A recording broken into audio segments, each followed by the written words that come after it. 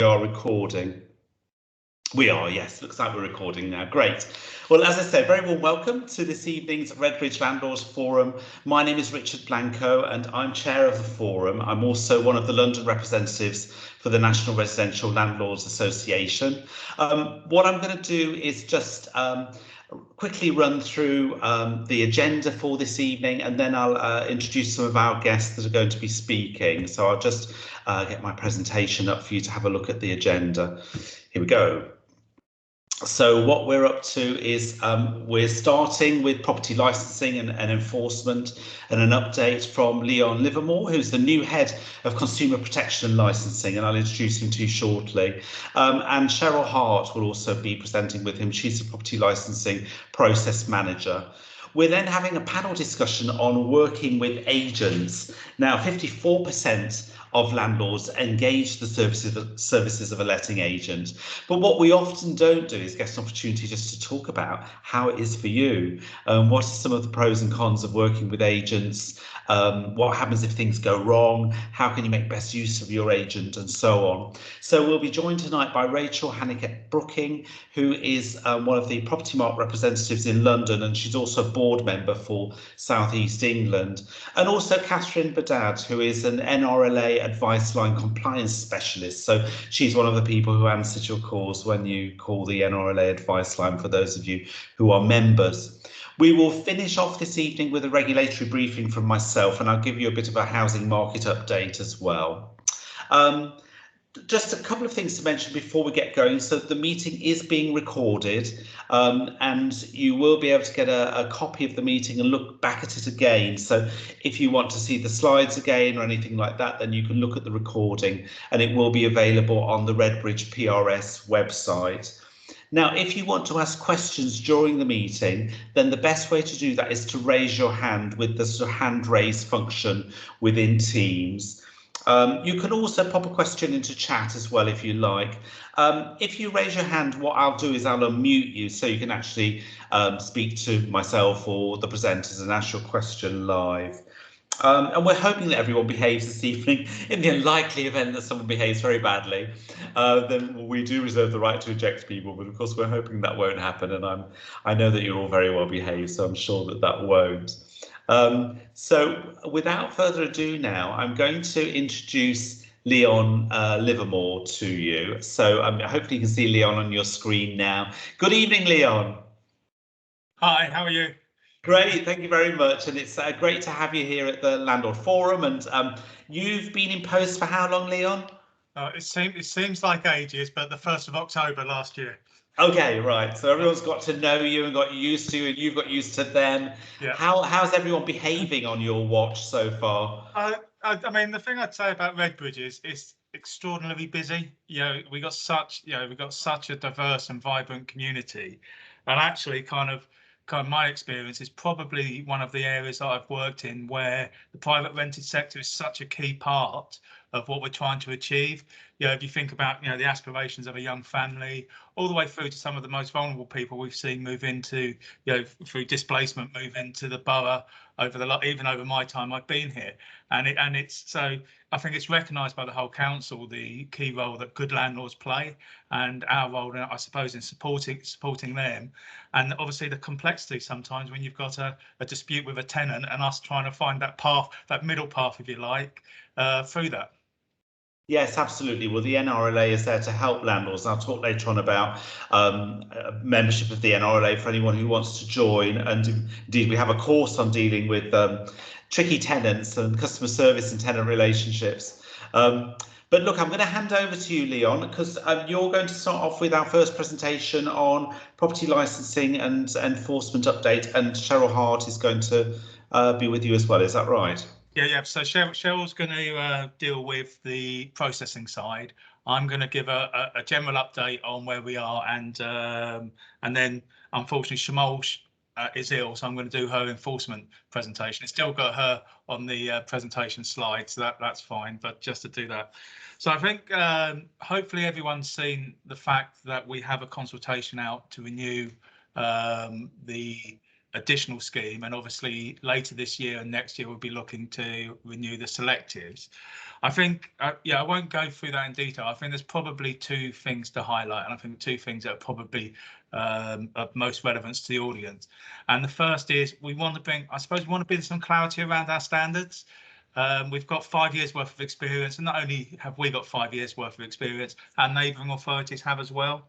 And I think we've looked at, I suppose, the best, let's call them terms and conditions of the licence from neighbouring authorities. And in particular, I think we're looking to bring some clarity around the fit and proper person test. Because my personal view is I think sometimes we focus too much on bricks and mortar in this, and it's about people. And if you get a good landlord, you've got a good landlord, you've got a good tenant, you've got a good tenant. And actually then the building itself takes care of that because of the relationship you have. And I think to be fair to everyone, we need to be clear on what we expect. So that there's something in there for landlords to have a look at. And I suppose the other thing is, and I'm glad actually in a way that this is a virtual forum and I'm not sitting in a room, is our proposals around fees. I'll give you a little in the consultation, and it is only a consultation, so we will take into account people's responses. We are proposing a 20% increase. Now, I will give you a bit of a background as to why, and I think the first thing is just give you a sense of our resources. If you look at the potential number of licensable premises, private premises within the borough, it is one enforcement officer for over 2,500 premises. And that's simply, I suppose, not sufficient resources for us to be able to cope. And it's not just to cope with the demand of the processing staff, it's to cope with the demand what I assume we all want us to deal with, and that's to deal with the rogue landlords that give the sector such a poor name. I think the second thing here is we've done some benchmarking. So we know where our fees lie, and we're not going to be the most expensive, but we'll keep within that boundaries. But I think we have to recognise that we probably have some complexities in Redbridge around the demographics we have here, and perhaps some of the tenants we have here that probably need a higher level of support than maybe some of our neighbouring authorities.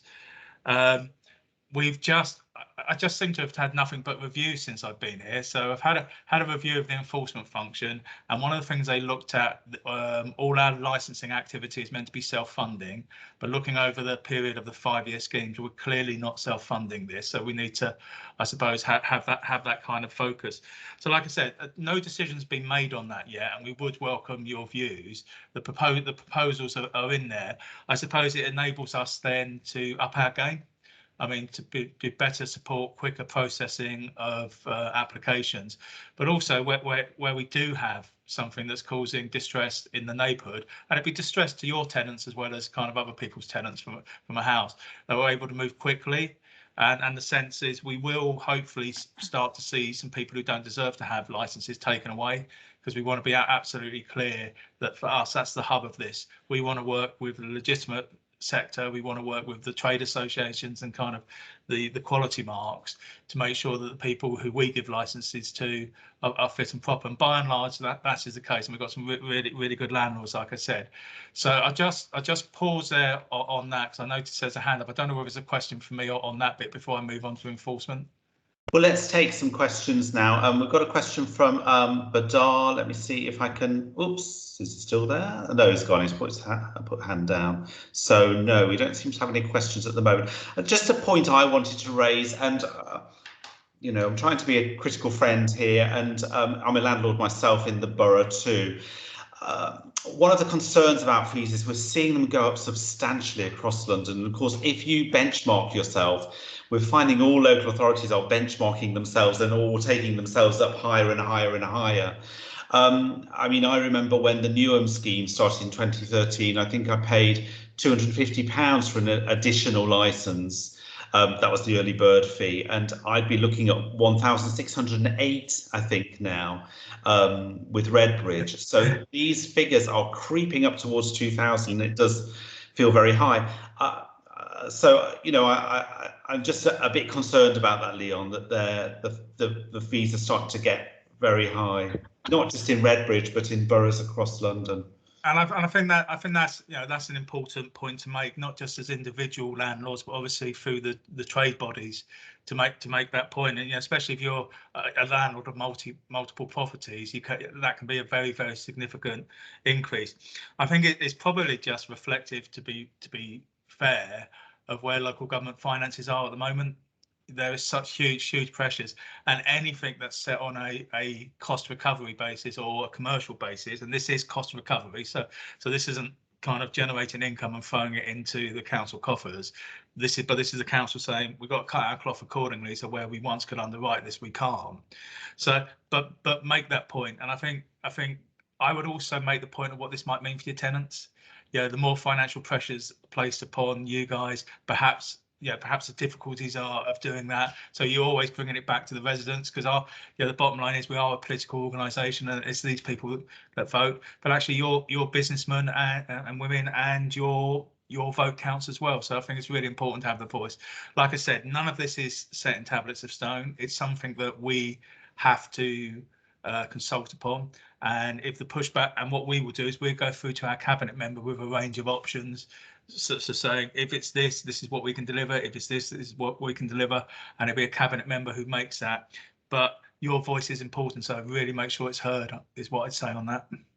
The other, that's great to hear that, if we're going to try and keep landlords on board, I think one of the things that can irk them is putting the fees up quite a lot. The other thing I think is positively, on just something I noticed in the conditions, is that they now recognise the difference, I believe, between shared HMOs and bedsit style HMOs, and aligning that with the sort of le cause fire safety arrangements, and that wasn't the case in the previous conditions. So that's very positive, I think, and I've been encouraging local authorities to be more sensitive to those issues. And just to answer the question that's come up in the talk, of course we're open to stage payments. If cash flow is going to be an issue for you, we would rather keep you as good landlords and work with you. So just pick up the phone to us and have a chat, and I'm sure we can work something out on that front that meets all parties. This is, we're trying to minimise the impact on you guys, whilst I suppose dealing with the financial realities of running a service. Yeah, and I think, the other thing that the NRLA is quite keen on is a light touch on good landlords. And focusing resources on landlords who are not complying, and finding landlords who've not got license. So anything that, in terms of your approach, that kind of goes in that direction, I think is beneficial. And and it might be worthwhile now then moving on to the enforcement slides. Yes, of course. I think that covers some of them. So you are now going to see the full extent of my IT ability as I try and share my screen.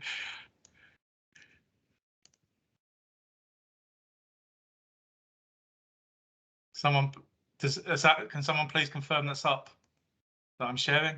Yes, it's there. and as you can see, I'm not Shamal, so I shall do my best Shamal impersonation. So I think this is just, I suppose, to give you a sense of what those 13 officers are dealing with at the moment. And there's a huge amount of work now, and this is one of the things we pieced together when this first started. Different bits of resources to deal with this. So we had the Controlled Migration Fund, various other bits. And what happens is when you lose those, you're left with a scheme that at its heart isn't financially stable. So again, I think there's something for us here about, as we renew these schemes, working out what the core is, and then using some of this additional funding to add value back into landlords and tenants. But that just gives you a sense. You'll be glad to see the final column that we're not issuing as many fixed penalty notices, civil fines. There's my view is, and I've done a lot of work around better regulation, and I've sat on better regulation boards for the government. We need to move away from a numbers game, and we've got to try and move councillors and senior officers away from that and understand what the impact we're trying to have. So we're better off, as you say, having light touch in lots of places, but really focusing our resources in one area. And I think some of the civil penalty stuff can be confetti at times. So we need to make sure we're using it in the right point, at the right place, at the right time. That's what I just need to mention, the Ilford town zone, because Ilford does skew resources in the borough, and but if you map any antisocial behaviour hotspot, any drugs hotspot, probably for London, it does sit around Ilford Town. So we do need to put a great deal of effort in there. What we've learned, and I would say, be open and honest here, what we've learned is you throw all your enforcement resources in one area, it doesn't have to cause you problems 4 months later when you're still dealing with the workload from that. So we need to get better as we do things like this about targeting at the rogues. But again, that just gives you a sense in a very short space of time, the pressure that hit upon the team. This is just kind of the proactive work around licenses coming in. And again, Cheryl will talk about the processing stuff, but we tend to want to focus the enforcement stuff at HMOs, the mandatories primarily as well, because we know, partly because of the vulnerability of people there, but partly, there's a more transient nature of the people. But actually, if something goes wrong there, the consequences are much broader than a single family dwelling. Oh, just want to mention Redbridge Action Day. So you'll see some of these. We're trying to hold them once every 2 or 3 weeks, and the whole idea is there's be about 15 enforcement officers go out in an area. It's as much about engagement as enforcement. But what we've asked people like the private sector housing groups, I deal with antisocial behaviour as well, is for them to do some visits while we're there at the same time, so we can pick up issues as live. Because I think sometimes we pick up these community issues in silos, and the whole point about Redbridge Action Days is we go out and we look at the area as a whole. If parking's a problem, we can get parking enforcement officers down.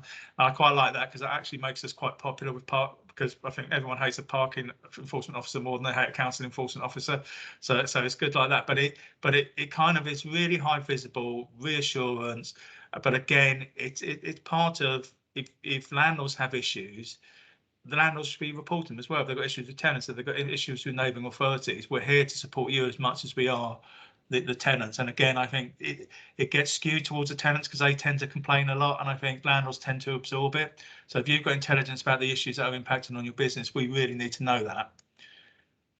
This is a case study. So again, it's about some of the things we can do, and this got national coverage, which is really good. And this is the sort of stuff we should be doing.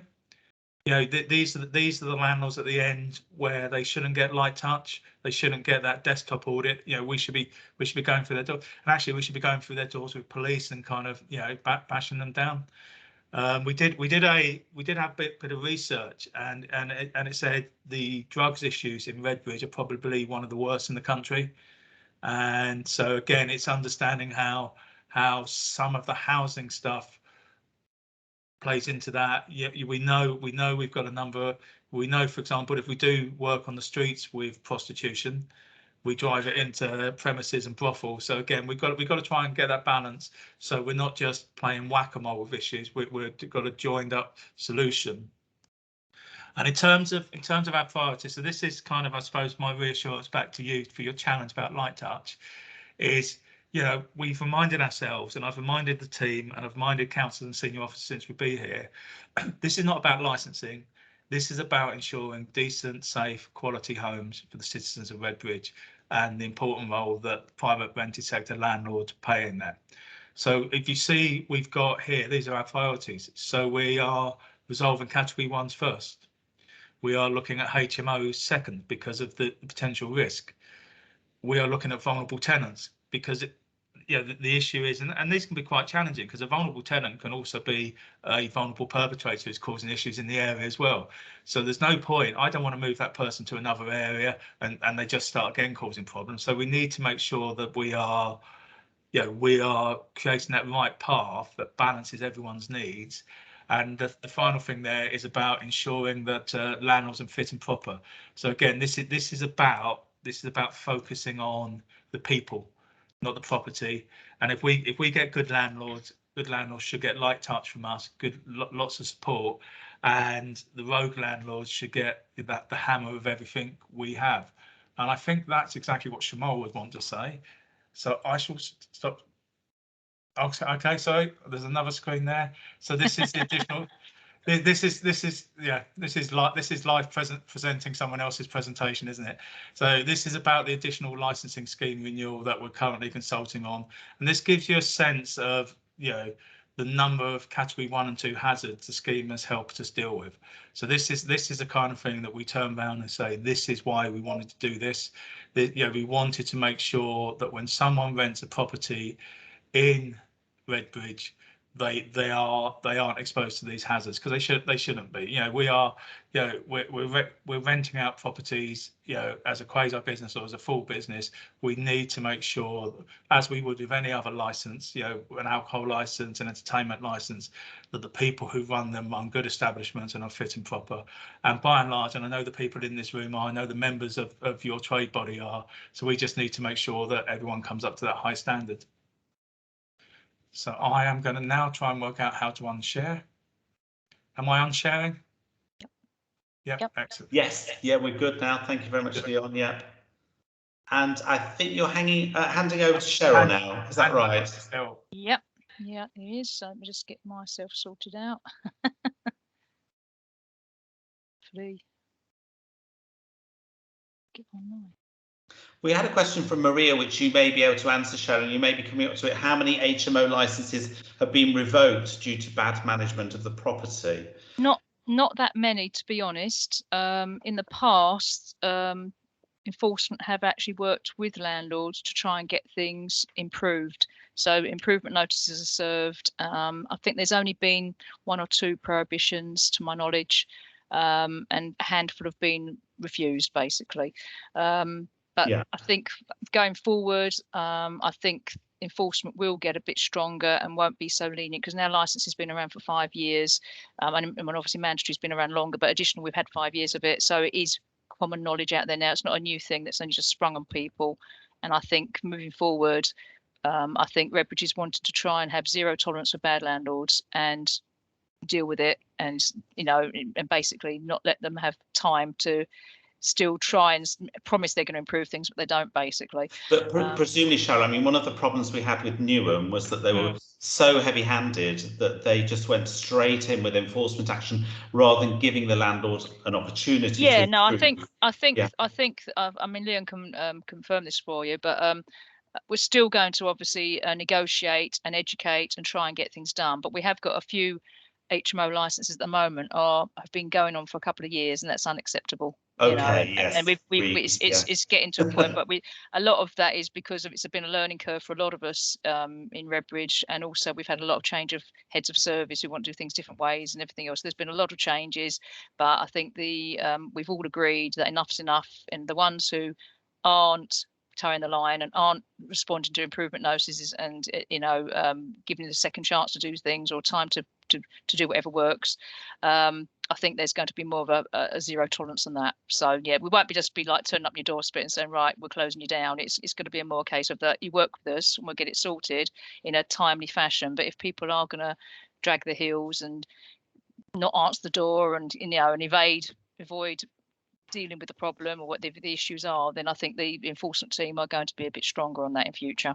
And just before you get going, Mahendra's asked a question, and in fact I'd had this question from another landlord as well, about renewal of additional licenses. So the new scheme is due to start, if it goes ahead, later this year. Yeah, at the moment we can't do renewals because obviously the consultation hasn't finished and we haven't made a decision. So we can't renew an additional at the moment. I will be going into this in a bit. Well, I'll let you go into it. Yeah, I'll tell you what. Let me do my bit and then take some questions at the end, because it might answer a lot of queries actually.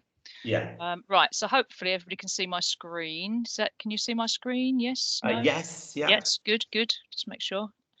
Right. Okay. So, good evening, everybody. My name's Cheryl Hart. Property licensing manager for Redbridge.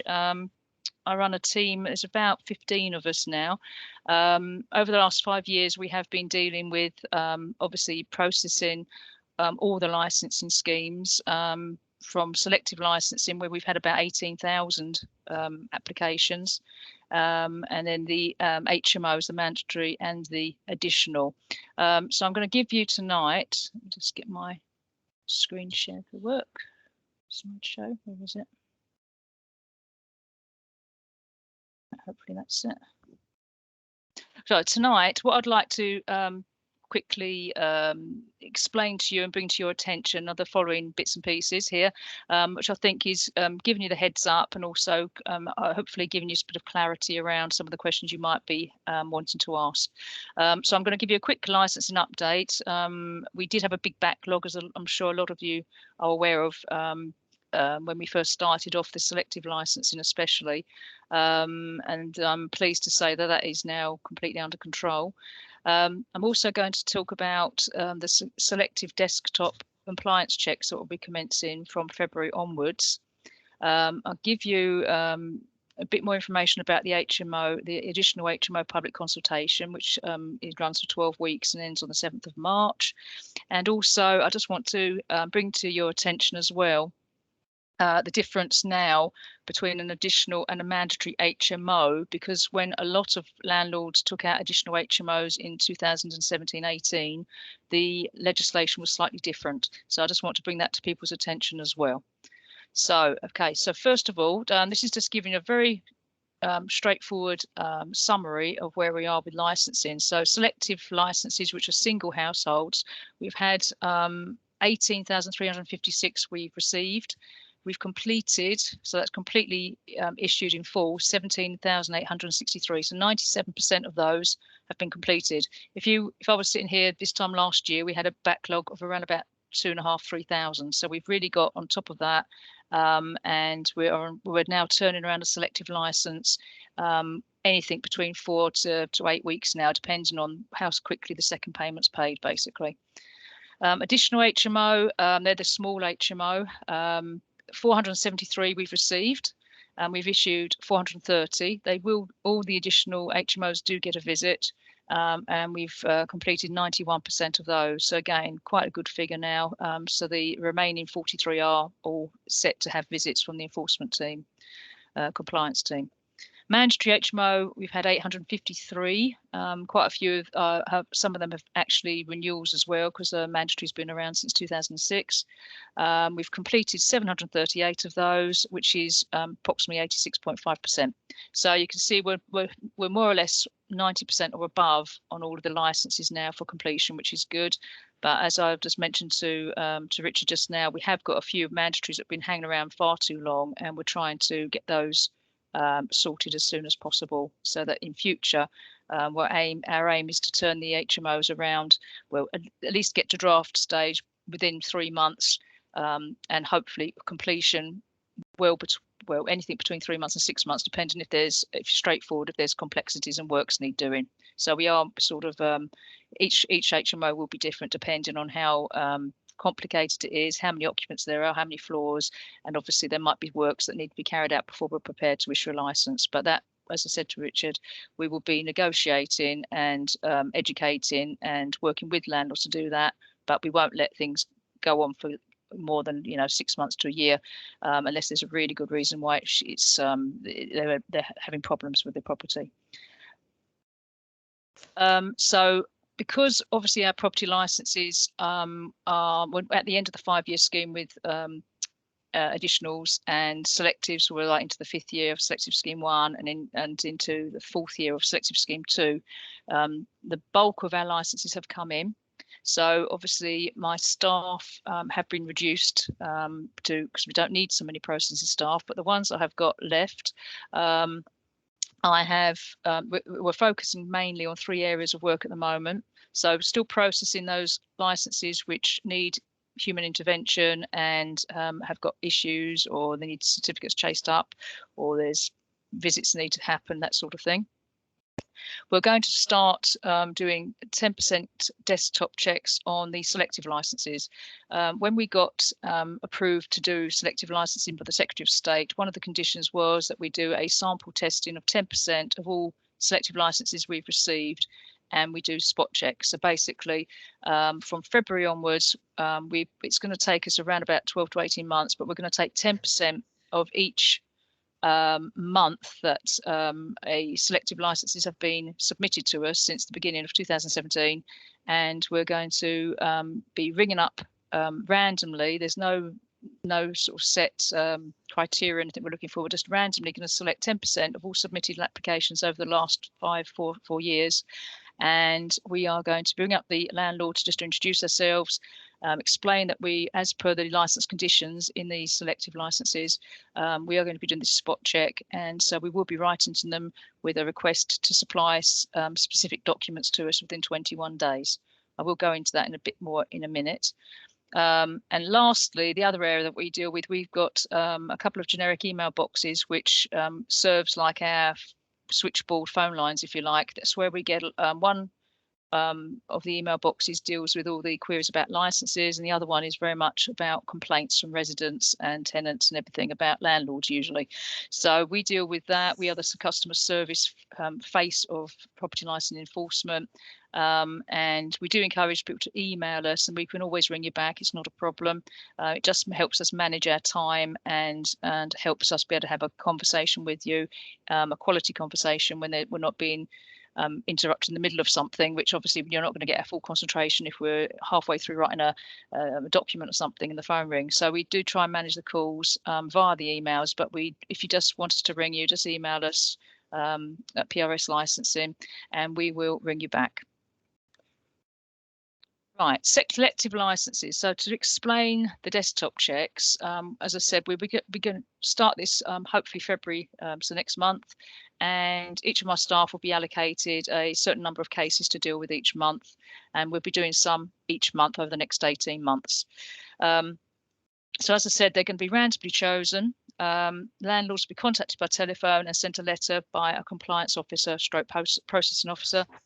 And the certificates that we will request to be submitted on demand will be EPC, which is now a legal requirement, gas certificate if it's applicable, if you have got gas in the property, and the EICR, the electrical condition report, which is also a legal requirement. The EPCs, they should be above grade F or G. If they are F or G, then you in theory could have your license revoked, because it is a legal requirement now to have a grade above F or G. We have got green home grants available, and also we've got MEES officers, which are the management energy efficiency officers, who are assisting this sort of thing. So if you want any information about trying to improve your EPC rating, because it's not A to E and it's an F or G, then please email us and we'll guide you as best we can. The other evidence we'd require is, one of the conditions of a selective license is that all landlords have some proof that they've done some accreditation course, which can be online or in person, within the 18 months they submitted their application. So that could be the license holder or the agent. If the agent's representing you has done accreditation, then we just ask for evidence of that. You've still got time to do any accreditation if you haven't done it, because a lot of the registered bodies like the NRLA and LAS have all done online courses now, so you don't have to go to a venue now. You can do them online and get a certificate online. We will also be asking for a declaration from the license holder if they've provided the tenants with any appliances, electrical appliances and furniture, to just declare that they are safe, they meet the fire safety standards, and obviously if they're electrical, like cooker, fridge, microwave, that they are checked for safety by an electrician or a PAT test or whatever, just to say that they are safe and free from any risk of fire. Also a declaration about smoke alarms, and again, don't forget this is just selectives we're talking about.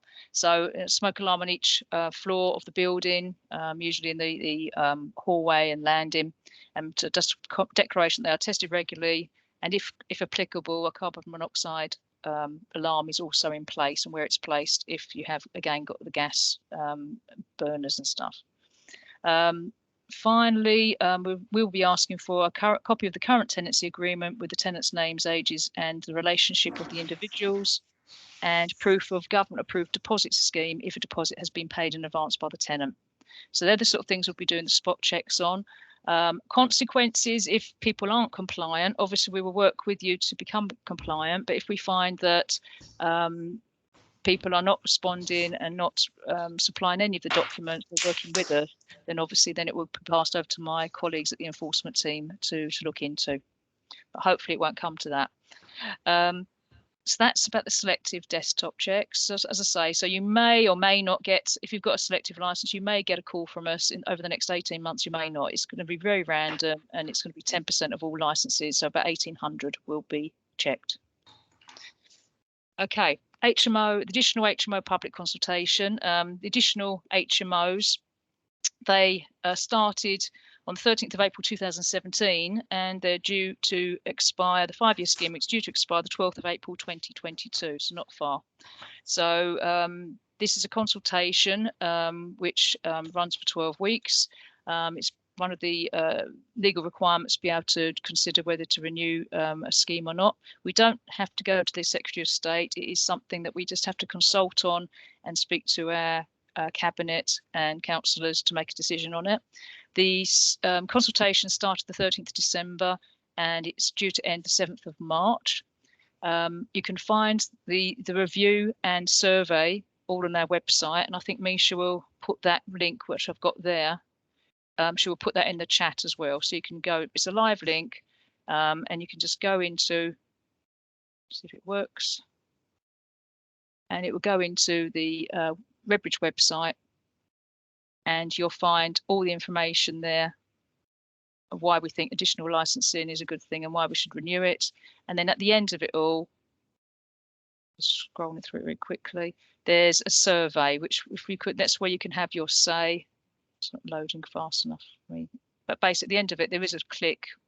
There we go. And it's basically, I think there's 24 questions. They're not huge questions, don't worry. Sounds a lot. And a lot of them are just asking ethnicity and stuff at the end, so it's not too bad. So it's about 24 questions asking you your opinion on different things. So you've got all the details there. And then the very last pages.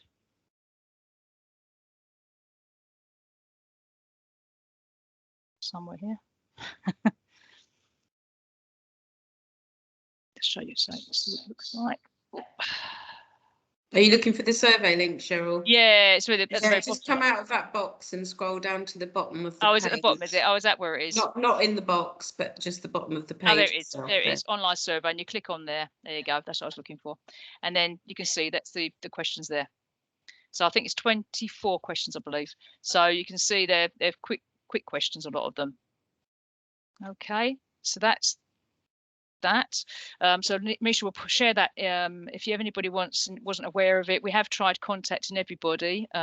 We've spread the word through social media, public notice boards, Redbridge website. We've done mail shots to all the existing license holders on our system and letting agents, and there's been adverts in the Redbridge Life and other local newspapers like the Ilford Recorder.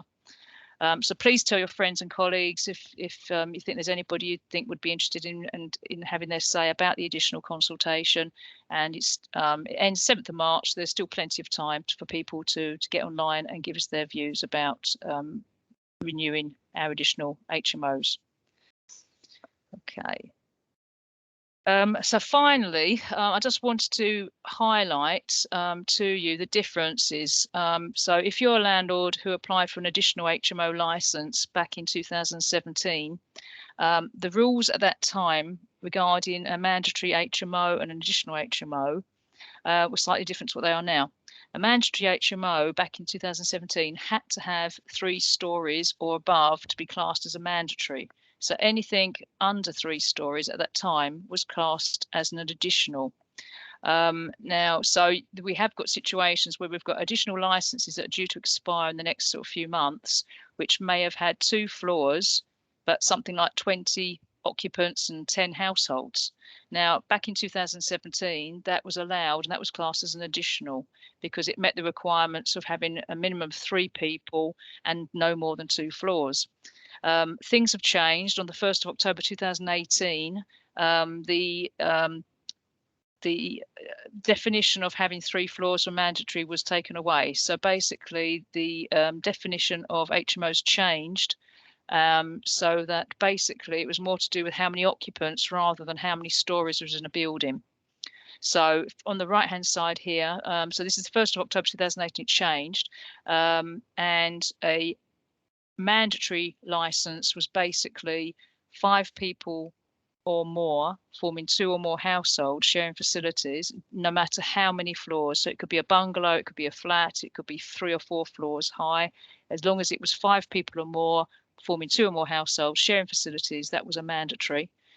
Anything below that, now additional now is known as a small HMO, and minimum number of people it can have is 3, because if it's less than 3, it's not classed as an HMO, and the maximum number of people it can have is 4, because as soon as it's 5 people, it becomes a mandatory. So additional HMOs are only minimum of 3 people, maximum 4 people, forming 2 or more households. They've got to be unrelated households and sharing the facilities. So an additional now could be, in theory, 4 single people unrelated, which would form 4 households, or it could be 2 couples, for example, forming 2 households, or it could be a family of 3 plus 1 person who's not a relative but just a friend. That could be 2 households. So there's lots of different sort of combinations an additional could be, but it would only ever be minimum 3 people, maximum of 4 people. So what you're going to find, if you are sitting on a HMO at the moment, which has got an additional, and you happen to have 5 or more people on it, you will have to renew as a mandatory HMO.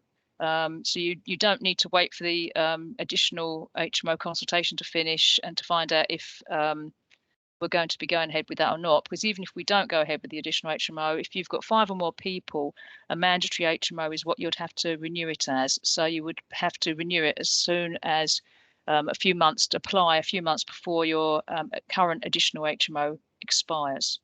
The other things that have happened since 1st of October 2018 is Redbridge adopted the Article 4 for planning. So basically, planning permission is required for all new HMO proposals. This does not affect Class C4, which is the small HMOs, but it existed prior to the 6th of December 2019. Up until that date, up before the 6th of December 2019, you could have permitted development for up to 6 people with planning. But now any HMO, any new HMO that didn't exist prior to the 6th of December 2019 will have to get planning permission for a change of use from a house or residential house to an HMO. All planning issues you have to go to planning for. We can't actually get involved in that. It's not our part of our remit or legislation. So you would have to contact planning if you had any questions about that. So if you were a landlord applying for a brand new HMO, it's not been an HMO, you haven't been registered before, we will be asking you to get planning permission when you apply in the first year of your application if you haven't got it already. So if you apply and you haven't got planning permissions, we will be issuing just a 1-year license, and the fee charge would be the full admin rate. You know, the fees are in 2 parts. The first part is the admin fee, so we'd still be charging this first part admin fee because the license will still be issued by us, but the second part, which is the enforcement fee, we'll be charging a 1/5 of that fee because you're only getting a 1-year license while you're applying for your planning permission. If planning permission is approved and everything after that year, then you'd apply for a 5-year license from scratch at full fee for the 5 years. Just a little bit worried about time, Cheryl. I don't. Okay. I'm not Okay. sure I'm how nearly much more you've finished. got. Nearly finished. Yep. Yes. Okay. Okay. So basically, I think I've said all this really. Fee calculated on number of households now, not how many floors you've got or anything like that. I've said all that about how many. So additional is 3 occupants or 4. Mandatory, 5 or more unrelated. And basically, if you've got any queries at all and you're not sure about anything, please email us. I've put at the very top of my presentation, the best email address to get us from is prslicensing@redbridge.gov.uk, and we'd be happy to help you. And that's, I think, my presentation finished. I think. Yep, that's it. Thank you very much, Cheryl. Just to clarify, Cheryl, because normally with the 5-year scheme, even if you get a license sort of halfway through it, the license expires at the end of the scheme. Or I know landlords who got, for example, an additional license in December 2018 who've been told that their license expires in December 2023. I'm a bit confused by that because the scheme ends in April 2022. So what's the situation there? Right, what happened was when we first started with the HMOs, we were actually issuing the licenses to expire on the date the scheme finished, i.e. like the additional ones due to finish the 12th of April 2022. Yeah. We had a landlord go to the tribunal about it, who wanted a 5-year license. And the tribunal said that even though the scheme was due to expire in the middle of that license, if you like, we were compelled to issue him a 5-year license unless we had a good reason not to. Oh, okay. And so we took it as guidance from then. Obviously, mandatories are automatically a 5-year renewal anyway. The additional, hopefully we'll get enough support to, we're going to renew that, but obviously until we've done the consultation and got an approval from the cabinet, at the moment it's not a renewal as such. But any license scheme, we're issuing the license for 5 years rather than issuing them for 1 year or 18 months or whatever. We are issuing the 5 years, so hopefully if schemes are renewed, the landlord's got the benefit of not having to reapply, and also they've got it at the cheaper price from when we did it. Otherwise there'd be obviously no fee. We've just been talking about how fees have gone up. So if you've got one, it's lasted 5 years, and we bring out a scheme, you might have 6 months where the scheme's not actually operating, and then it comes on. You haven't got to pay for a brand new license. You've still got one that's valid. Yes. Okay. Thanks. All right. Now, I had a note from Misha, and she was suggesting that we've got quite a few questions in the chat. And would you mind answering those via the chat, Cheryl? Is that okay? I think Misha thought that would be a good way forward, and that means that we can move on to our next presentation. But thank you so much, Cheryl. Let me just see, actually, I think might have one person with their hand up, but no, we haven't now. Right, we're done. Okay, lovely. So we'll move on to our next item. Thank you so much, Cheryl. And I'm going to just bring up my presentation now. Where are we? Let's hope it's coming through. There we go. Right, so we're now moving on to our next item, which is called Working with Agents. And I'm delighted to introduce Rachel Hanniket-Brooking, who is, as I said earlier, the Property Mark representative, one of the Property Mark representatives in London, and she's also a board member for South East England. Property Mark is one of the, I think it's the biggest trade body for, and Rachel will correct me if I'm wrong, for letting agents. And Catherine Badad, who is one of our NRLA advice line compliance specialists, and she works on the advice line for the NRLA, and indeed you may have spoken to her if you're an NRLA member. So good evening and welcome. I'm hoping that you can see me and we can see you. I get a slightly strange view of the screen when I'm doing a presentation. Are you there? Hi, Catherine? Richard. Yes, hi, great. Fantastic.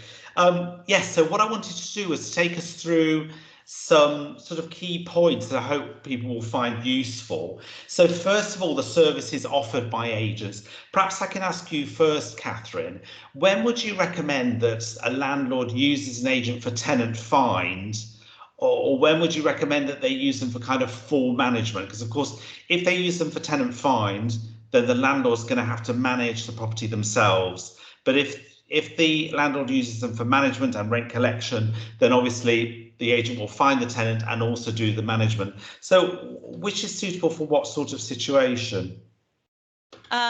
Well, I think tenant find is good if you're in a position to be able to manage the property going forward. So that would normally require you to live fairly close to the properties in most instances. But you might be time poor. So obviously having someone to do all the sort of legwork for you, doing the viewings with tenants is going to be the sort of service that you would find useful. And management and or rent collection, I mean, they normally go hand in hand, would be good if you possibly live a distance from your properties, or if you don't have a trusted sort of panel of tradespeople that you can rely on. Or again, if it's not your full-time profession being a landlord, a lot of people have got their own busy lives and busy careers as well. So people like to offload that side of things and just pay a flat fee every month for it. And Rachel, we've seen a kind of burgeoning of online agents. I mean, what are the sort of pros and cons of using an online agent versus a high street agent? I suppose you can liken it to shopping on Amazon or going to John Lewis. Right. I always like to use really easy analogies and stuff. And you know, I've used an online, you know, agent myself. With an online agent, obviously, the unique selling point is it's very cost effective. You pay, you know, sometimes 40 quid, you get it listed on Rightmove. And then the way they make money is by selling extras. And it's quite a volume business. So, you know, those extras that you buy aren't particularly quality assured. And I have first-hand experience of that. We had an example where someone came around to do an EIRC, an electrical test, and they stayed at the property for all of 3 minutes. And it's very difficult to then go and if you're an inexperienced landlord, understand that an ERC should take a hell of a lot longer than that.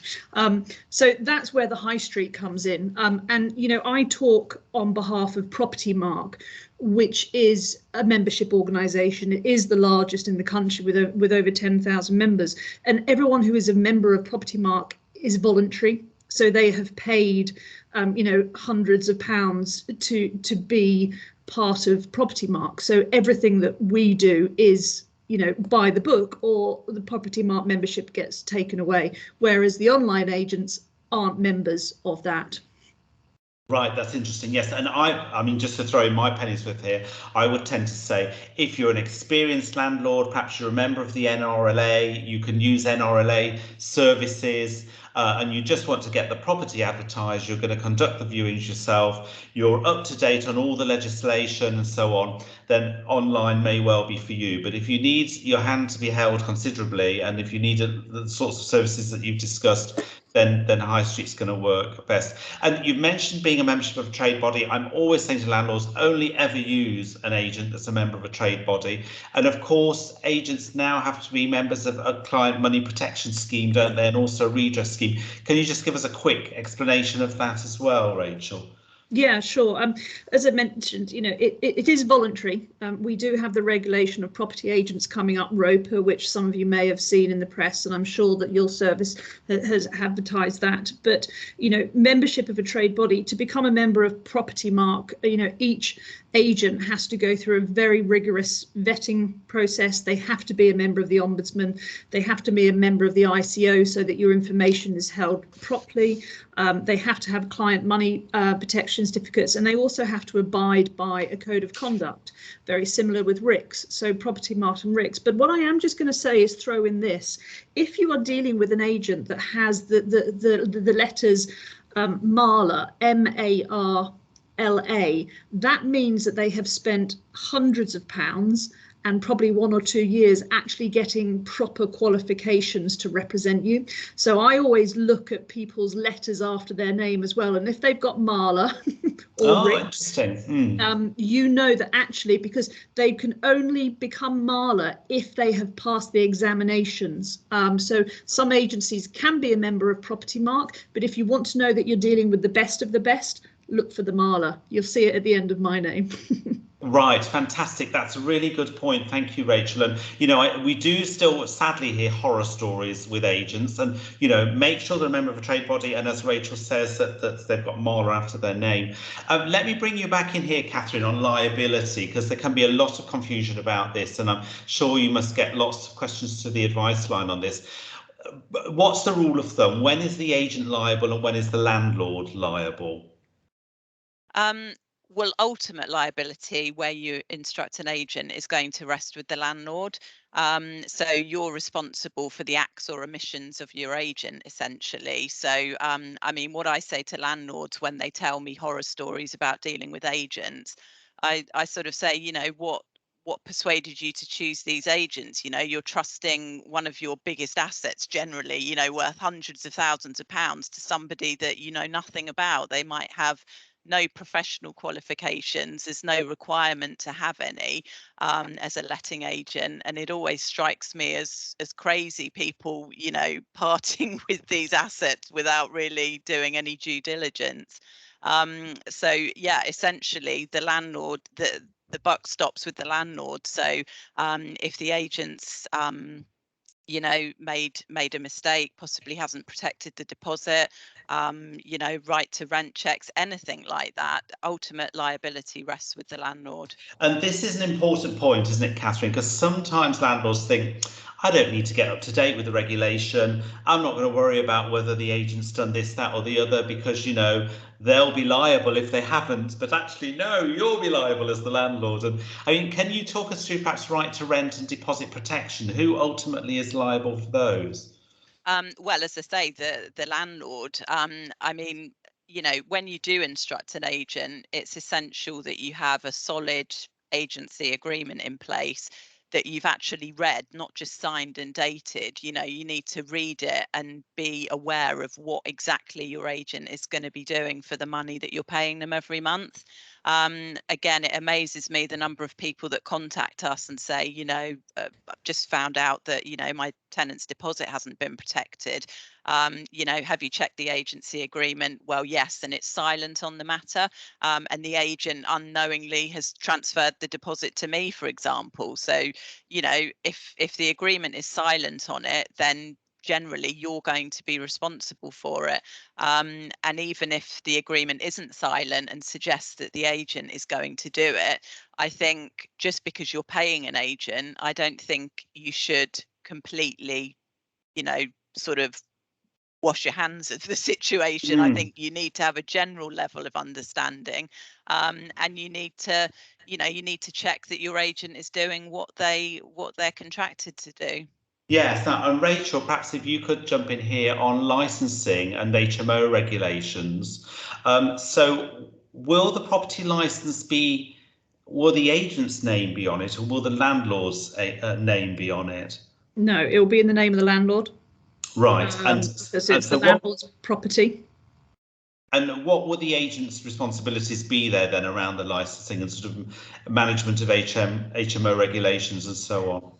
Well, again, it goes back to something that Catherine's saying. It's the advice, it's the knowledge. A lot of the local agents will be in contact with the council to make sure that they're working together to ensure that the HMOs and the licensing is applied for correctly.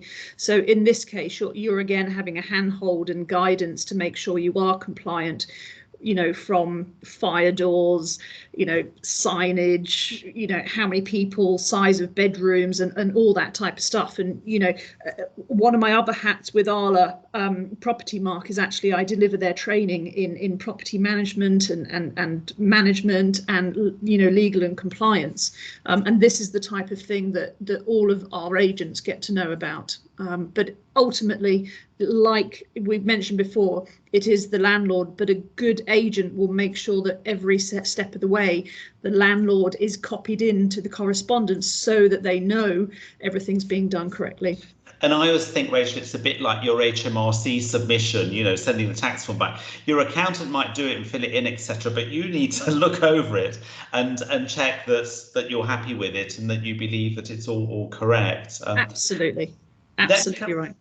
Let me come on to getting the best from your agent, because I always think, you know, when I want an agent to find me a tenant, it's mostly down to them, but actually I need to get the keys to them quickly. I need to make sure, you know, they can have easy access to the property. I wondered if you've got any other tips on how we can help agents get us the best tenant. It's, do you know, I've done it for 25 years.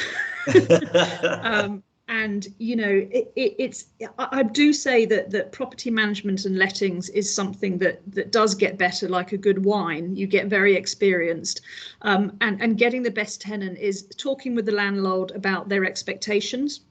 I think it's really important to know what you can and can't do and block. You know, you can't select certain people based on gender, etc., and that's really important. So I think sitting down with your agent and understanding, not excluding markets. You know, pets are very big since lockdown, and there's a lot of people who do, you know, have pets. Sharers, there is a massive shortage of stock for sharers because of, you know, there's so little supply and high demand that landlords are picking and choosing, you know, tenants that are paid the highest, etc. But then there might be a whole group of sharers that are trainee solicitors, and, you know, one step wrong and they'll get in trouble. So I think in terms of that is communicating, and also making sure that you've got management plan in place, that the tenants know that if they've got a problem, they're going to be listened to quickly. You know, all those basics that the letting agent can say, this landlord knows what they're doing, you're going to be looked after, the property's in great condition. I always say, Rachel, to agents, I'd like to meet the applicant, I guess, before formally accepting an offer from them. Do you think that's reasonable, or am I being a bit too pernickety? I'm going to say this from when I was managing. If a landlord said that to me, I used to be really concerned, because, you know, we should have that level of trust where I can be able to speak with them.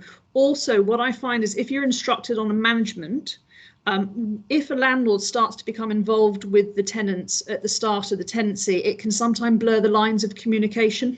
Right. So I think if you've instructed in management and rent collect, you've got to let go. Obviously, if it's tenant find, you know, you're going to be taking over that tenant. So absolutely. But I would say that you kind of, you know, work with. That's good advice. It was a tenant find actually where I did that. Absolutely not a problem. You're going to be dealing with them day in, day out, but just be careful of blurring the communication lines in a fully managed agreement. Yes, interesting. Very good advice. Thank you. And Catherine, let me ask you about some of the tensions that can come up around repairs, because I'm sure you must have had calls to the advice line on this. Perhaps, you know, where the tenants failed to report repairs and, you know, the agent hasn't picked up on them, and, you know, suddenly a small leak has become a huge leak and the ceiling's fallen down, that sort of thing. Or issues perhaps around the agent not doing the repair properly. Do you get many calls like that on the advice line?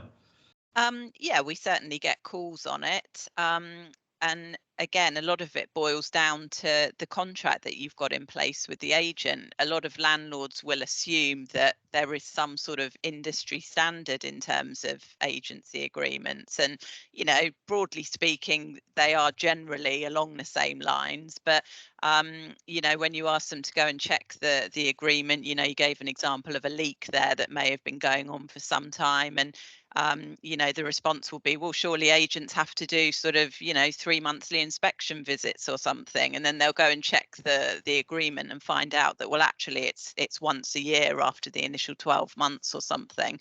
And you know, it's generally miscommunication, and you know, you just have to manage that as best you can.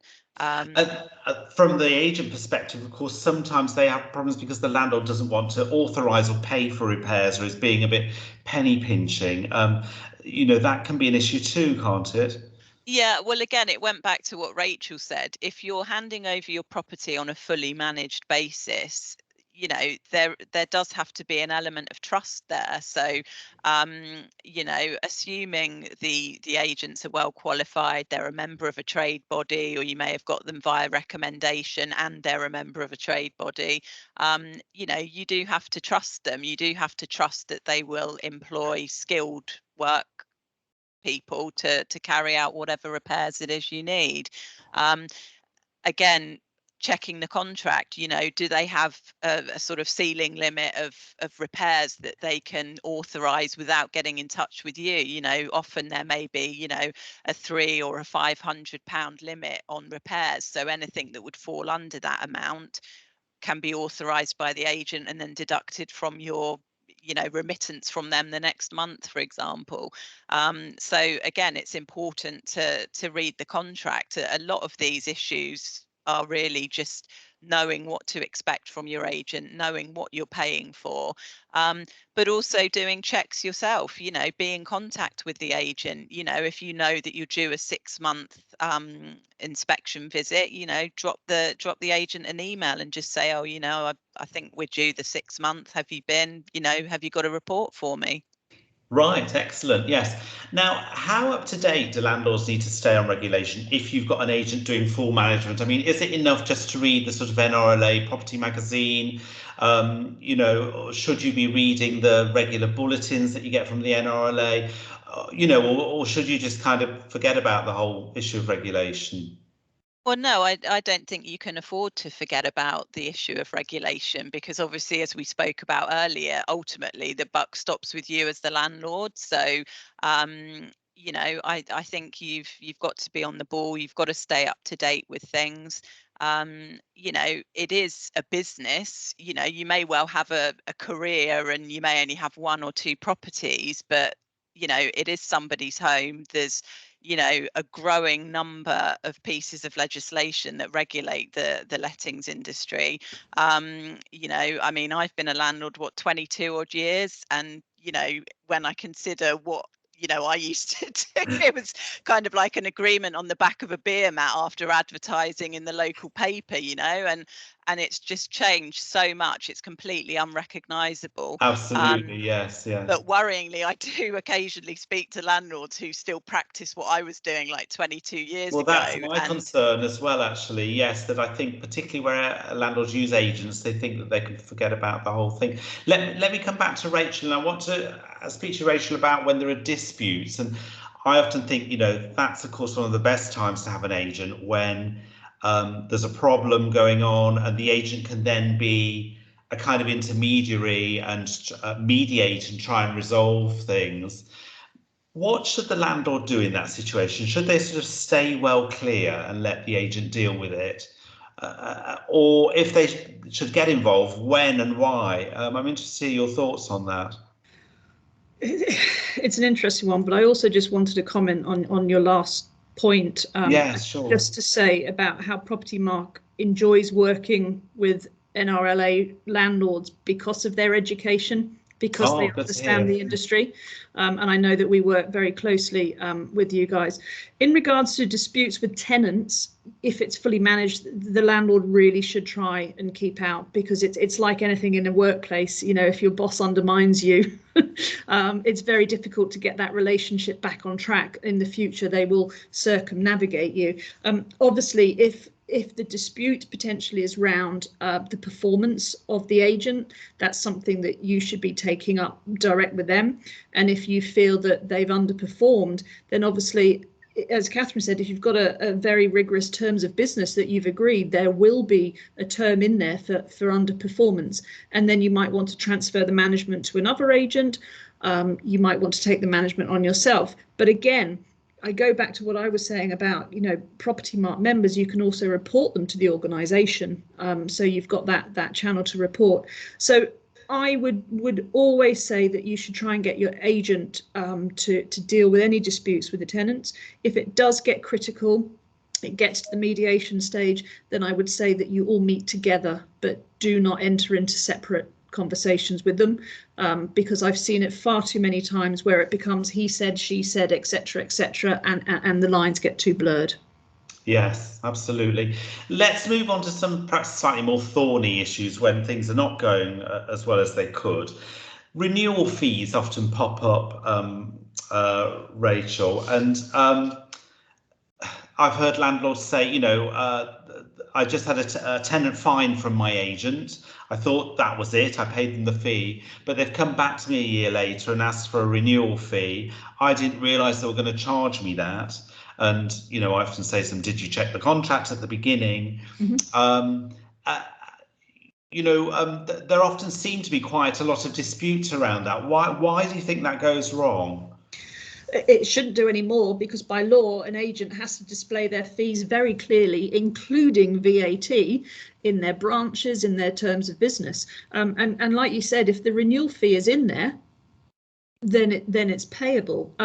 It's become quite difficult for agents, the tenant fee ban, because there used to be money being earned from the tenant and also the landlord, which has the reason why it was in dispute is that is that a conflict of interest, taking money from both people. So it's like any business. When you get a huge source of income taken off you, you might be saying, well, I do need the renewal fees to be able to to keep on providing the service that we have been, but it should be completely and utterly disclosed to you, and it shouldn't be a surprise. So I would say that if there is disputes, then the communication is not being correct at the start, and it's up to individuals to negotiate with the individual agents. But it's not free to do a renewal. You have to, you know, do various different checks. You have to reserve paperwork, you know, with all the regulatory paperwork. You do have to do either a brand new AST, or you might want to do an addendum. So I think that it's only fair that agents should receive something for renewal after the tenant fine, but that is completely up to the landlords to agree with the agents. Yes, and I mean, I'm an accredited landlord. I often negotiate with agents that I will deal with the renewal, and we agree that there won't be a renewal fee. Yep. And they know that my properties are in good order. They're going to be able to rent them very quickly, you know, and so we come to that arrangement. But of course, negotiate that at the beginning, not when the renewal fee becomes due. No, Yes. absolutely. And I think I just saw a question come up if the tenants come back privately to you. I just literally skimmed it from the corner of my eye, so forgive me if it's not 100%, but that's where you can get into murky water. It's the same as in the sales world. If you know, do a deal by knocking on the door, etc., you do have to be careful, because you could be liable for fees if it is included in the contract that you have signed. Right. Now, presumably, we're going to have to move on quickly because we're running out of time a little bit, but presumably if you're unhappy with how the agent is managing the property, the first thing to do is to talk to the agent, Rachel, and then but potentially go to the redress scheme if you're not happy. Is that right? Yeah. But you have to follow the agency's code of practice for complaints. Okay.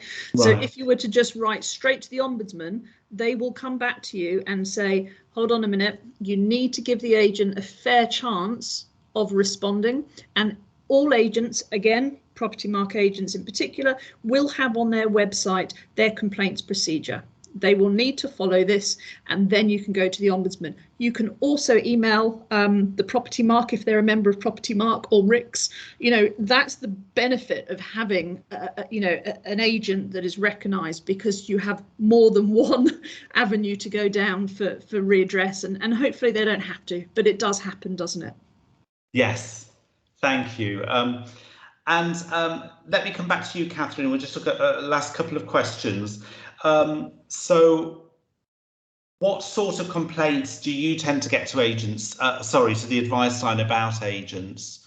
What kind of things come up? Well, renewal fees come up quite often, and is always a bone of contention. But I mean, just to go back quickly on that, Foxtons were taken to court several years ago by the OFT to be made an example of on this exact topic, and they weren't ruled unlawful per se. It just sort of reinforce the fact that they need to be in plain English. They need to be, you know, not hidden in the contract or in some ancient sort of legalese speak. And again, if anything's come of this evening's meeting and this chat, I just want to underline the importance of reading contracts before you sign it.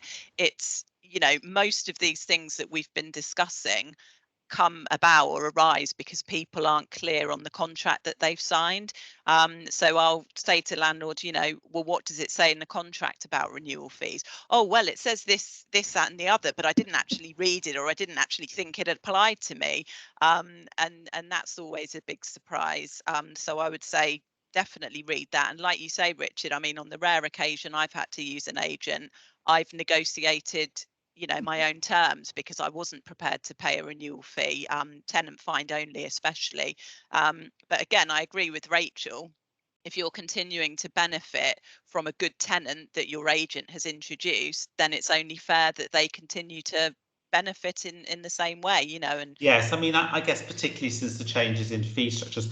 Just one last question then, Catherine, on disinstructing an agent. I've had queries from landlords on this before, and presumably you're just going back to the contract again and seeing what it says in there. But what if it doesn't say anything about disinstruction? Yeah, and quite often it doesn't, to be honest. So you need to communicate with the agent, and air your grievances. You know, you need to pinpoint the clauses in the contract. You can't just say, oh, I'm unhappy with your service. You've got a contract. So if it's clause 1.46, you need to specify that and say why you believe that they're in breach of that clause. And ultimately, you know, every letting agent by law has to be a member of one of the redress schemes. So, you know, again, like Rachel said, you have to exhaust the agent's own complaints procedure first. So get their final word on it. And if they're still not budging, that's when you would refer it to the Ombudsman, and then they will make a decision for you. Okay, well, look, there's so much more to talk about. I'm just checking, sorry if I don't know what you can see of my screen at the moment, just checking to see if anyone had their hand up. Well, I think we're going to have to call it a day there just because of time, but it's wonderful to benefit from your wisdom, both of you, and your 20 plus years in the business. Don't I look young? You do, you don't look old enough at all, Rachel. I think actually all three of us have been in the business for 20 years plus now. So Too my long. goodness, the changes that we've seen. I'm sure lots of people watching the webinar are in similar positions as well. So thank you so much to Catherine and Rachel for joining us this evening. And that was great to have a chat with you. Okay, I'm going to move on now to the regulatory briefing. And this is the last part of the evening. So I'm just going to whiz through some slides just to give you a quick briefing on what's going on, what's affecting the landlord community. So first of all, you'll be very aware of rising energy bills. Now, the cap at the moment on energy bills is 1,277. That's the average bill per annum, and that's expected to rise to around about 2,000 from the 1st of April. We await the figure that that Ofgem will come forward with in February.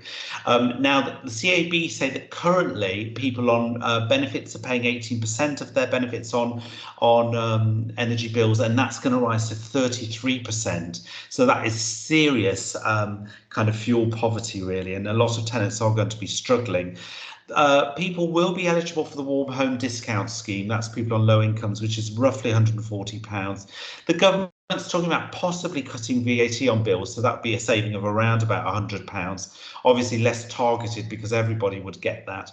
They're also talking about possible windfall tax on energy producers to help pay for some of the cost of fuel bills, to reduce it for consumers. And they're also talking about loans to suppliers, so that suppliers can then reduce our bills for a while and then kind of not let them go down as much as they would do. And that's how they'd pay off those loans. Now, 67% of private rented sector properties are EPC D or lower. So we do tend to have sort of more poorly heated homes. And obviously do talk to tenants and work with tenants if they are struggling financially. Unfortunately, we can't help them switch at the moment because there's nothing cheaper to switch to, but it may be that you can put some energy efficiency measures in there, and there are grants available for that. Remember that the minimum EPC is likely to be C from 2025 for new tenancies or 2028 for existing tenancies. So landlords will be expected to contribute up to £10,000 per property to try and get it up to a C. And if you can't, after spending £10,000, you would have to try and put the property on the exemption register. So do review all of your EPCs. I've done that. I've got a spreadsheet now, and I know you know what I'm going to need to do really to try and get my properties up to C. And 2025 is not very far away now, is it? So you know you need to start thinking about that. Just a quick slide here on cladding remediation. Well, Michael Gove has made a few announcements recently on this. Leaseholders in buildings over 11 metres high will not need to cover the cost of remediation of unsafe cladding now, but we are still awaiting confirmation that this will include leaseholder landlords. The NRLA is lobbying the Ministry of Housing on this, and we do want them to assure us that leaseholder landlords will also be included. The government will meet with developers to agree a funding plan for remediation costs, and if agreement isn't reached by Easter, says Michael Gove, the government will seek to impose a solution in law. The consolidated advice note, which lenders cite in requiring the dreaded EWS1 forms for all buildings with cladding, has been withdrawn. So that was something that was making a lot of properties unmortgageable. So thank goodness that's gone.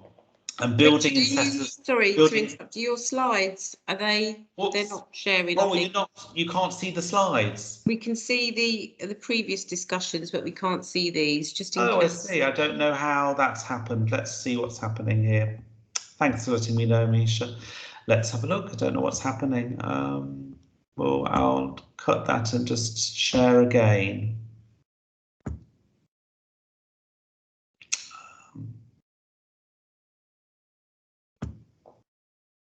Can you see it now, Misha? Yes, that's fine. Yes. Okay. Sorry. You, that must mean that you didn't see the previous slide, which looked like that. Yeah. So we're on to cladding now. Yeah. Building assessors will be indemnified by ESA to ease the way for them to make assessments of safety, because that's been a kind of block for them as well. Now, the Building Safety Bill will include additional protections for leaseholders, including the ability to demand compensation from developers for safety defects up to 30 years old. So it will be retrospective, and there's a summary of what's proposed in the Building Safety Bill. So developers must join a new homes ombudsman scheme. Residents are to have more say in the management of buildings. Building owners will be responsible for managing safety risks for the lifetime of the property, and there could be criminal sanctions there. There'll be a new building safety regulator, and this ability to claim compensation for substandard work that will apply retrospectively, and also a national regulator for construction products, which should mean that we won't get flammable cladding placed up the side of buildings again in future. Now, the legislation on smoke and carbon monoxide, smoke alarms and carbon monoxide alarms is changing. So the government did a consultation, and it's given its response to that now. It does plan new legislation. There's no timeline for that though yet, so we're waiting to hear about that. Now, carbon monoxide detectors will be required in every room with combustible fuel appliances. Now, in the past, that just applied to solid fuel, but this is now any combustible fuel, so that will include a boiler. So a room with a boiler in will need a carbon monoxide detector. Gas cookers are excluded, and I think that's because gas cookers now, the gas switches off if the flame's not on, so I think that's why there's already a safety measure on them. Now, there's a new, there'll be a new requirement for landlords to repair alarms if they're informed by the tenant that they're not working, but the tenant will remain responsible for testing the alarms. These new regulations are going to be in new legislation when it's brought forward. The guidance is to be updated, and what we think is it's likely to require mains connected smoke alarms, because that's in line with current building regulations. Now, you know that currently it's acceptable in non-HMO properties to have battery operated smoke alarms, unless you refurbish the property and building control gets involved and so on, in which case you would then have to put mains connected smoke alarms in. So it's looking like we're all going to have mains connected smoke alarms in all properties, not just HMOs. So that's something to look out for. I've actually done that to all of my properties now because I just really wanted to improve fire safety. Just having a quick look now at evictions and the current situation. Well, from the 1st of October last year, all notice periods returned to the pre-COVID requirements, so the 2 months on section 21, etc., is all back to normal, except in Wales, where there is it continues until the 23rd of March 2022. So by and large, notice periods are 6 months still in Wales. And from the 1st of November 2021, all special COVID court procedures ended. So the courts are running back to normal, except many landlords have had to wait up to 15 months for possession, so there's a big backlog. There have been 79% fewer possession claims in 2021 compared to 2019, and that's obviously because there was a ban on evictions for so long. 815 evictions between April 2020 and March 2021, which was less than 20% of those warrants have been issued still, and it's much worse in areas of extended restrictions, so places like Manchester, where they had restrictions extended for a long time last year. And in conversations we've had with the government, it's suggested that there are up to 11,000 warrants still awaiting enforcement, so there is a big backlog. Now, I mentioned to you last time that we're still waiting for this rental reform white paper. So there was no specific mention of a renters reform bill in this parliamentary session, but the government has committed to publishing its consultation response on abolishing section 21. It says it is committed to that. It wants to outline proposals for a new lifetime tenancy deposit. So a tenant would pay a deposit and then that would automatically go on to the next landlord. Of course, there are lots of technicalities that would have to be clarified around that, particularly if deductions have to be made. They say that they will publish a white paper. Originally, it was meant to be August 2021. It's been pushed back to 2022. We have no idea when. This will detail the reform package, and they've also brought back this issue of mandatory redress. So landlords would have to join a redress scheme as agents have to. Now, what I'm thinking on timescale with this is if we don't get this until, say, autumn this year, there could be an election as early as next year, and then really there isn't going to be time for any of these, or potentially there won't be time for the legislation to go through Parliament. So, you know, it's not certain that this will really get through on this with this government, and it may have to go into the next manifesto, and who knows what could happen. I'm also a little bit sceptical over whether Michael Gove or Boris Johnson really want to push this through, because it was something that came up originally under Theresa May's leadership. So the government says they want to bring forward reforms to drive improvements in standards. There has been a mention of a register, and I know the government did, the Ministry of Housing has commissioned research into whether a register could work. There is a mandatory register in Scotland, but there isn't in England, and I certainly would like to see licensing replaced by a light touch national register, but whether if there were a register it would replace licensing, who knows. So that's again another big if. So what might the Renters Reform Bill mean for you? Well, what I would suggest is review your use of Section 21 in the past. When have you needed to evict a tenant on a no-fault basis? How do you need to adapt your business going forward? Well, tenant selection is going to be absolutely key, and I mentioned to Rachel how I like to meet a tenant before I actually confirm the offer that they've made to an agent. That's when I use an agent on tenant find only. Certain tenant groups could suffer, so tenants on benefits may find it harder to secure properties because they're more likely to go into arrears, unfortunately. There could be implications for the student sector, and that's kind of unknown because, you know, very often they're on 9-month tenancy agreements, and basically we would be looking at tenancy agreements for life. It could be the last straw for some landlords, and it could mean that, you know, ultimately landlords leave the sector and there might be a smaller private rented sector ultimately. A quick look at right to rent. Well, temporary adjustments have been extended to the 5th of April 2022. So you can check right to rent documents. You can get them scanned and sent to you by email, or you can speak to the tenant over video. And I've just done that recently with a tenant who had COVID, actually, or an applicant who had COVID. And follow-up checks in person are not required. So you can just do that by email or video. From the 1st of July 2021 with Brexit, anyone who's from an EU country or, you know, is an EU national will have a permanent right to rent if they've either got a residence card or evidence of settled status. And there is a government's landlord checking service where you can check that, or they can kind of show you and check online. Other EEA or Swiss nationals have to provide a residence card because, of course, they can't have settled status. This is not required for Irish nationals. So Irish nationals, because we live in the common travel area with them, they just need a passport. They don't have to have settled status. If an EEA or Swiss national can just provide a passport and proof of entry into the UK in the last 6 months, they would have a temporary right to rent, and that's for 12 months. But after 12 months, you would have to check again.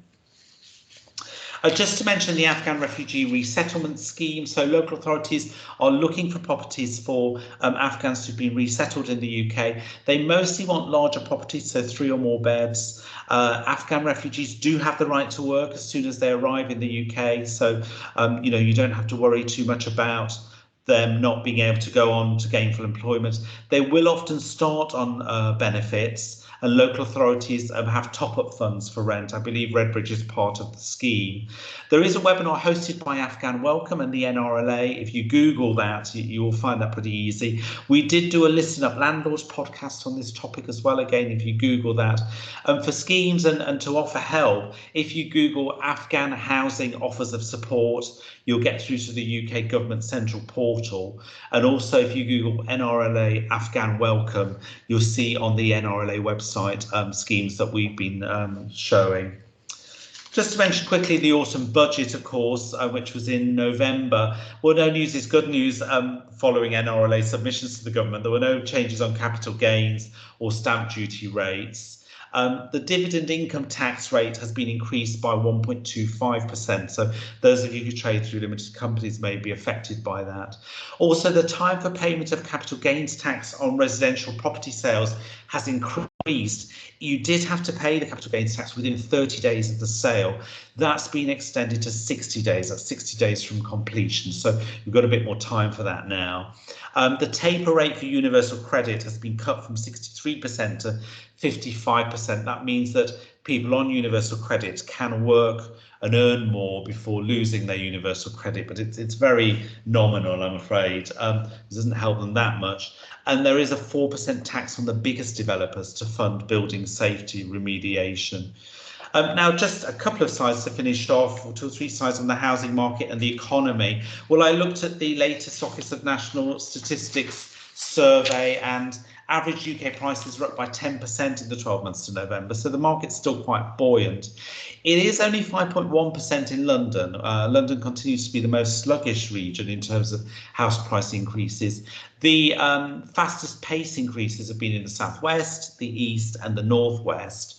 Now, Savills predictions for the next 5 years are that there'll be 13.3% growth in the UK, 18.8% in the northwest, that's the fastest growing region, but only 5.6% in London. In fact, I've got some slides here. You might want to look at these by looking at the recording, which show, as you'll see, the northwest over the next 5 years will do a lot better than London. So really where the cycle's at the moment is that those regions outside of London are doing quite strongly on capital growth. London, which did very well in the last decade, is not doing so well. That will eventually switch around, but it could be in sort of 10 to 15 years. And there are the figures for rental growth as well. So London rental growth is expected, according to Savills, to be 22% over the next 5 years. So that's obviously very positive. Now, economic growth could slow, of course, because of Omicron. I noticed today that the IMF expects UK growth to be 4.7% this year, slightly downgraded from 5%, but it is still the strongest out of the G7. So, you know, Britain's not doing too badly in terms of economic growth at the moment. Interest rates, of course, were nudged up to 0.25% at the December meeting of the Bank of England. And many economists think that they could go up to 1% in 2022. I think it's more likely to be 0.5 or 0.75, because I think people always overstate where interest rates are going. Inflation is likely to peak at 7%, and that's really going to be the big unknown, because the Bank of England may want to increase interest rates to try and curb inflation. It's currently 5.4%. And just to mention that, of course, lending volumes tumbled from September to October from 9.3 million down to 1.6 million because of the end of the stamp duty holiday. And just a quick word on landlord sentiment. Well, we're feeling a bit happier than we were of late. There's someone hugging somebody. I don't know if they're complying with COVID restrictions there, but Q3 saw the highest rental growth since 2018. This was, oh gosh, not Rightmove. I forget, sorry, it'll come to me shortly where the research came from. Rental demand doubled in central Leeds, Manchester, Edinburgh and central London as well in that quarter. After 15 months of falls, demand in London was up by 4.7% in Q3. Now, in terms of buying versus selling, in Q3 NRLA research, which is the latest we have, 19% of landlords said they were buying or plan to buy in the next 12 months, and 19% said they plan to sell in the next 12 months. That's not all of their properties, some of them. So that's leveled out. In fact, more landlords were selling than were buying earlier on in our research. So that's shifted quite significantly. And also the landlord optimism indicator has gone up to 48, which is the highest for 5 years. Bear in mind, it was only 19 in the Q1 of 2020 when the pandemic just started. The PRS continues to remain strong. 60% of landlords say they see rents rising, and 50% said they reported increased tenant demand in their area. So just finally, in terms of portfolio planning, well, reasons to buy, will the market remain buoyant until the mid-2020s?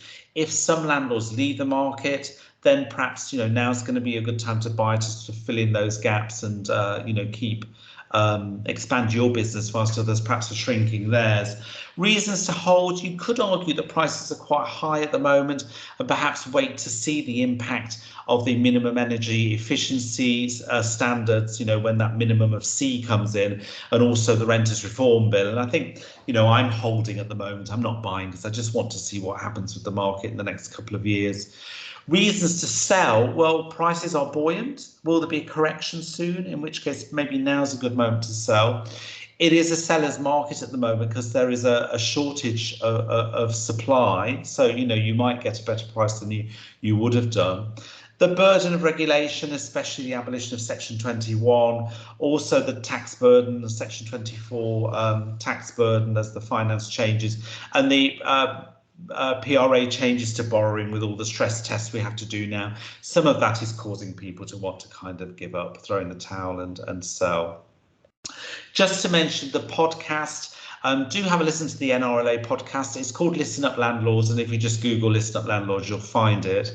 And the legacy ones from the NLA, there's the NLA podcast Apple or Inside Property. That's what you need to Google to get those old editions. And if you wish to join the NRLA, it's normally £75 per year by direct debit. But if you use my discount code R59, I believe it will either be £60 or £65. There's usually a discount running. And if you need to call the advice line, there's the number, but you will need to be an NRLA member to do that. So I'll just come out of my presentation now. I went through that very swiftly. I hope you found that useful. It doesn't look like I've got any questions. So I think, unless, Misha, there's anything else that's cropped up that I haven't spotted, I think we can probably draw the meeting to an end. I think so. I can't see any questions. Okay. Well, thank you very much, everyone, for attending this evening. And do have a look at that survey that Redbridge is doing on the additional licensing. We'd be really keen to get everybody's thoughts. I will have a thorough look through it myself and also, give some robust critique to the borough if I feel there are any issues that will be of concern to us.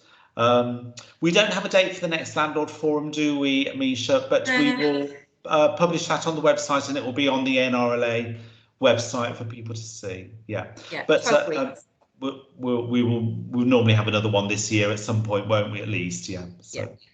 And who knows, we may even be face to face, or I shan't tempt fate by suggesting that. Thanks very much, everyone. Hope you enjoyed it. Thank you so much, Misha, for doing all of the organising. A huge thank you to our guests, to Catherine and Rachel, and to Leon and Cheryl. And I look forward to seeing you at the next meeting. Take care, everyone. Thank you very much. Thank you, everybody. Bye-bye.